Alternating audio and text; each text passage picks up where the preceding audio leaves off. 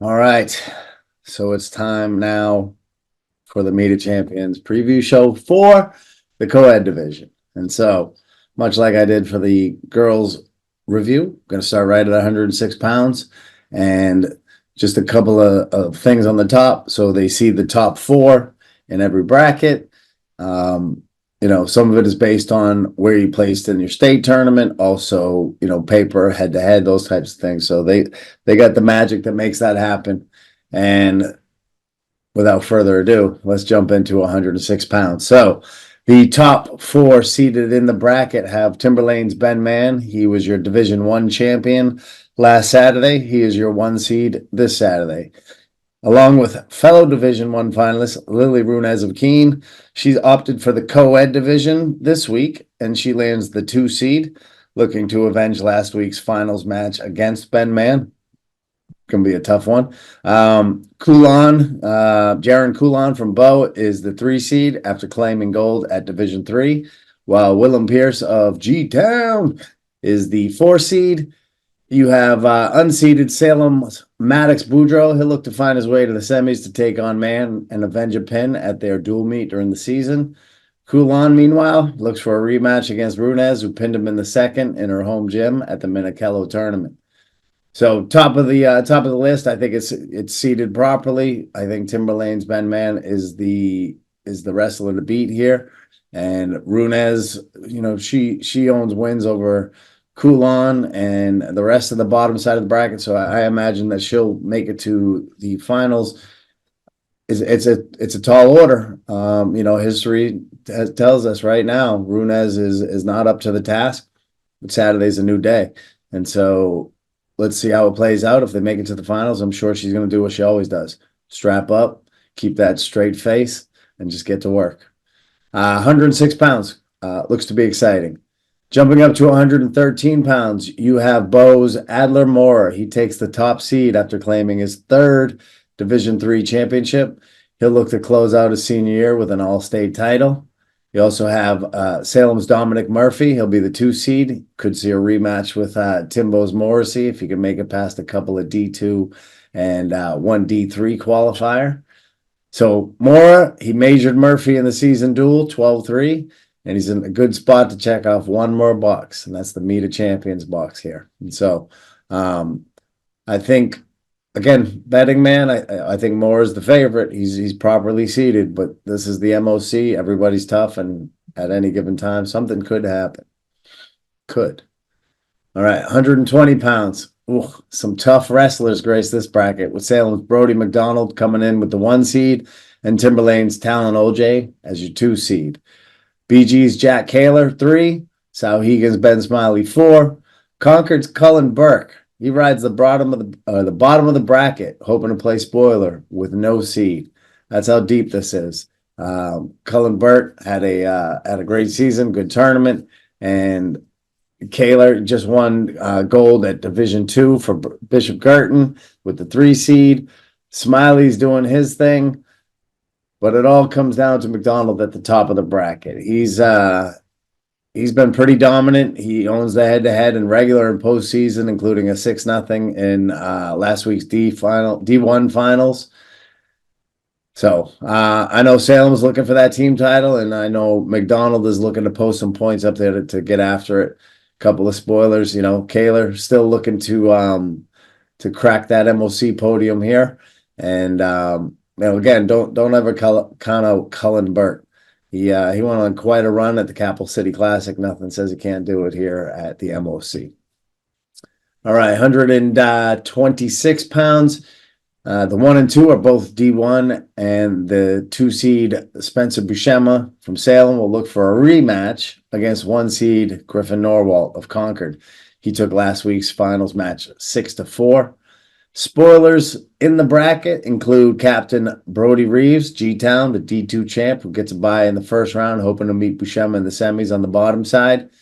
An always dangerous Carter Trubiano from Keene. Remember, that boy can put a streak together. He's on the top side, looking to make his way for a semis rematch against Griffin, who bested him 5-4 in the semifinals last week. It's going to be a fun bracket to watch, and one that can play out a number of ways if you wrestled it a number of times. Moving to 132. We get some good stuff going on. All right, so with a head-to-head win, Cam Arbogast takes the 1 seed on the top side over 2 seed, Caden Bruseo. Just that right there makes me excited. So I'm sure Bruseo, he's chomping at the bit for a rematch with Bam Bam, but will most likely have to slay either Nate Pass or Evan Lynch from Salem. Pass of Bedford, he has a win over Lynch 6-3 early in the season at the Blue Devil Classic.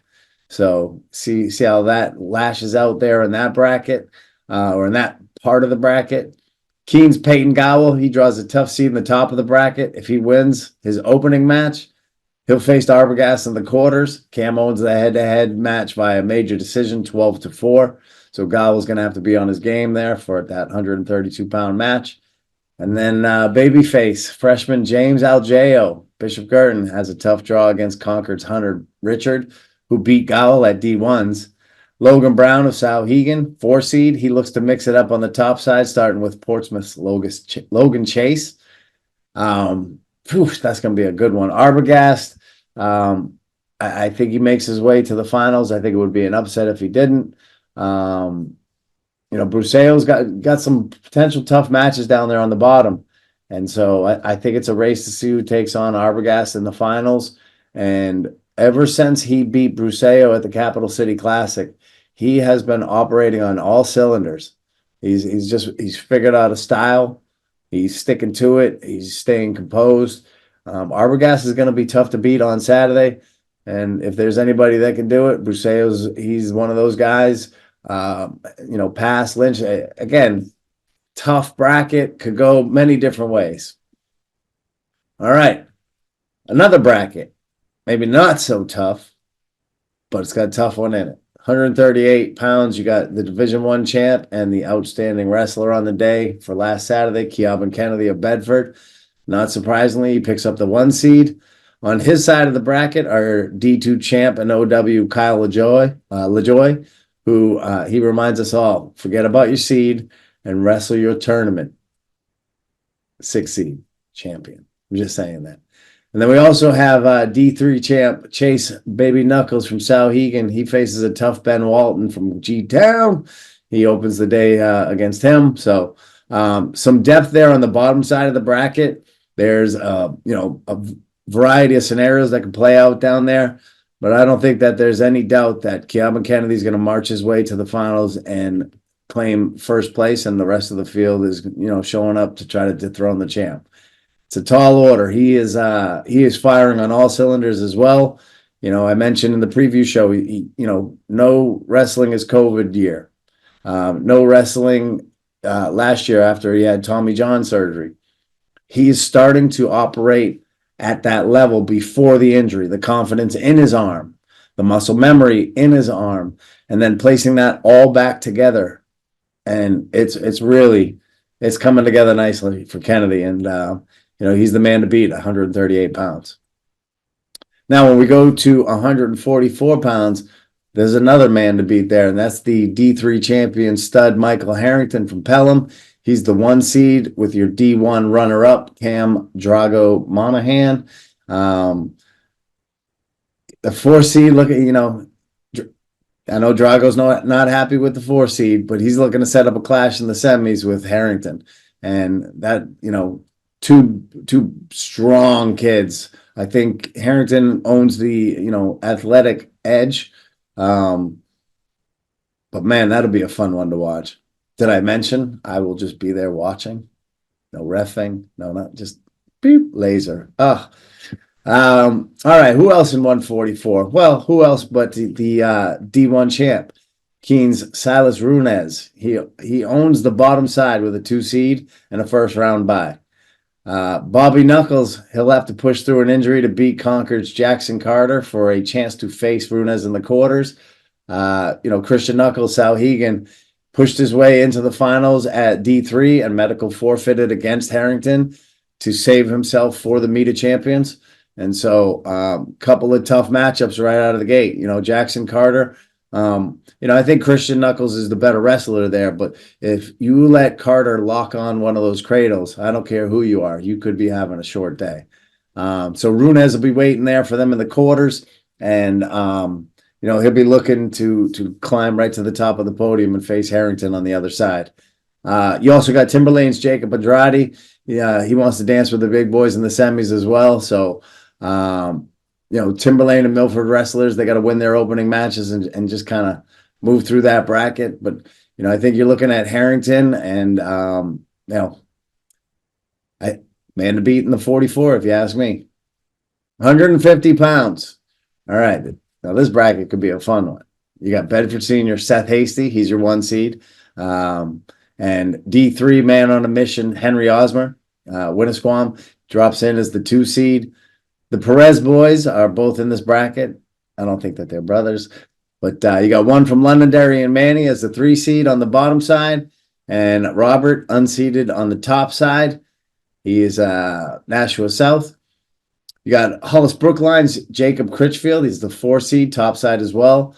And then also lurking on the bottom side is, I don't know, this guy, Dylan Salaveras. Anybody heard of him? He's from Wyndham. Strong, tough kid. He'll be looking to upset the apple cart as he owns wins over both Perez's, including Robert last week at the Division I third place match.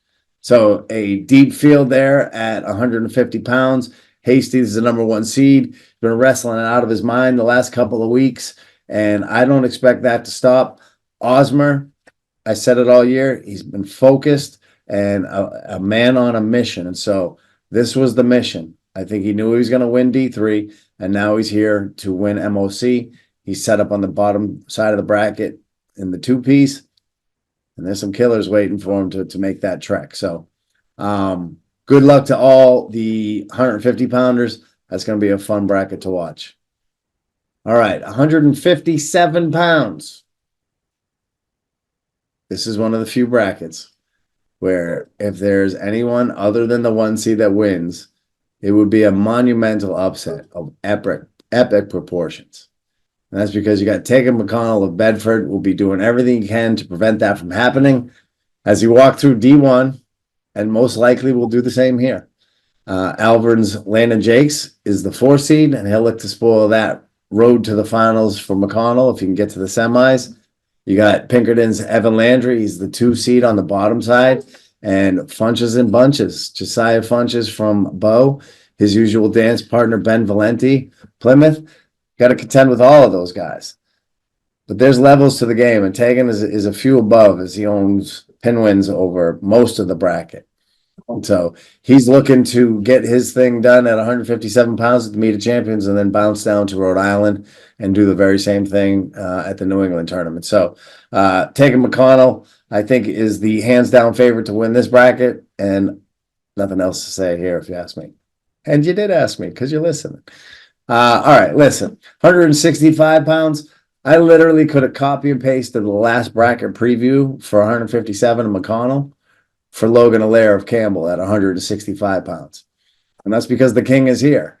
He owns wins over everyone he faced this season, including 2 seed Con Isaac of Wyndham by a pin at the Capital City Classic. Look, Allaire looks to set the table for New England's similar to what McConnell's doing. Isaac will look to play spoiler. The bracket is a race for third and extend the season 1 more week at New England's. Because I think you see Allaire first, Isaac second, and then figure out who's going to be third. That's 165. Now, moving along to 175. This is our third nearly predetermined bracket. Have to show up on the day, make sure that happens, and that's what David Pinto Jr. does. He always shows up on the day. He's the 1 seed, and Jr. will do what is expected, and the rest of the field will battle for third. I imagine there's going to be a bunch of points put up. He loves being on his feet, and he's real good at it. So Junior goes in, champ 175, in my opinion. You got the 2 seed Sawyer Goodwin on the other side of the bracket, along with Joe McDowell, the 3 seed, and Tucker Watson, the 4 seed. Goodwin, he owns a pin against both of them, and he's primed to meet Pinto in the finals. That being said, McDowell, very tricky, and Goodwin's been known to give up a big move. So if they meet up, you may see an upset there over the 2 seed. Should be a fun bottom side of the bracket. And then, unfortunately, when they make it to the finals podium, I would say enjoy the walk, enjoy the introductions, enjoy all the hoopla. Go out and do your best. I just don't think Junior's going to be stopped on Saturday. Now, moving to 190 pounds, you got the big man from Portsmouth, Elijah Josie, the deserved 1 seed with wins against the number 2 and 3 seeds, which is the Sheriff, Emmett Nossaman, and Londonderry's Patrick O'Connor. I don't see a head-to-head for Emmett and Patrick, so who knows?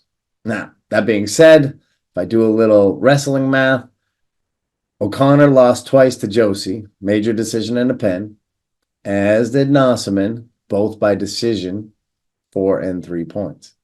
So, Nossaman has had the closer matches with Josie, no matches with Josie for O'Connor. O'Connor and Nossaman meet up. Who knows? Listen, O'Connor on top is an absolute wet blanket. Nossaman is just an absolute grinder. So it'll be good to see the nice guy, O'Connor, and the Sheriff, Nossaman, meeting up in the middle of town and see what we can do. That being said, I think it's Elijah's to lose. I know that Nossaman, he's closed the gap. You know, he went from 4 points to 3 points. It's doable. I don't think it would be the monumental upset that it would be if, say, a Pinto Jr. or McConnell lost, or Logan Allaire. But I do think that it would be considered an upset. I think Elijah is the rightful 1 seed. I think he is very committed to the top of the podium this weekend and then moving down into Rhode Island and really making some noise down there. So let's move to our 215-pound bracket. You got Pinkerton Academy's Anthony Caruso. He's the 1 seed here. His foe from Bedford, Jake Ben, sits at 6 o'clock as the 2 seed on the bottom side of the bracket.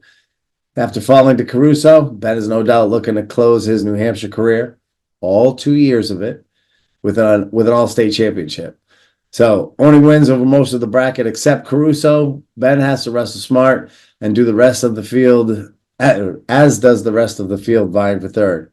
Again, this is all in theory, but you get Caruso and Ben again in the finals. It's don't blink.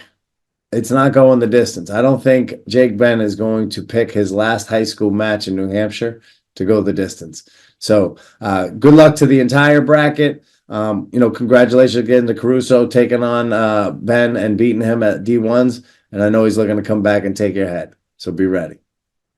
All right. Last bracket.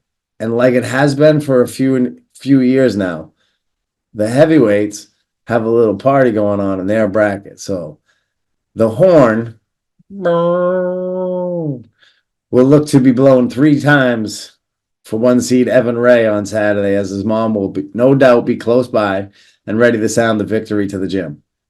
He should quickly make his way to the finals, and the bottom side has a little more potential. So you got Hayden Robinson. He's your 2 seed. He won D3 for the 3rd time past Saturday.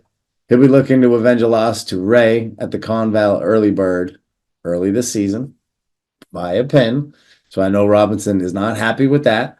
And standing in his way will be 3 seed Jaden Coulon, who he has a rematch against Hunter Richardson to open the day. Hutch beat Coulon 7-4 at the Bo Raymond season duel, so he's got to get past him. But that bottom side of the bracket, it could go any other way. I know Hayden Robinson would love to meet the big man Evan Ray at the very top of the list and see how they can battle it out and see who gets to the top of the podium. So if all goes as I think would be laid out, there will be a ram looking to smash a blackbird and silence a horn. I just got to tell you, it's the most wonderful time of the year. So listen, division tournaments are over.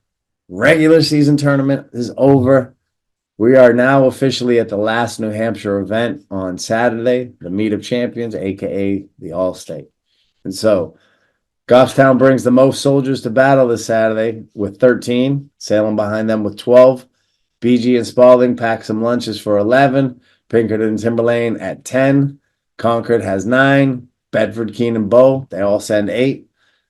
After that, it drops off down 7, 6, 5, 4, 3, 2, 1. But I'm going to save you the list.